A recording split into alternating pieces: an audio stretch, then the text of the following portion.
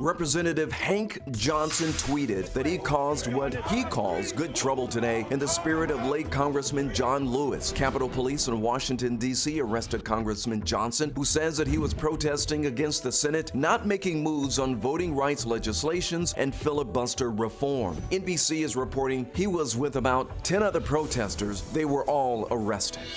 New tonight, a park management company is pulling out of its contract with Stone Mountain, and it partially has to do with protest and free speech events. That's according to the Atlanta Business Chronicle. Atlanta-based Herschend Family Entertainment Company is ending its 30-year agreement about 6 years early. The company's president says events happening at the park were interrupting the Stone Mountain Memorial Association's ability to do business.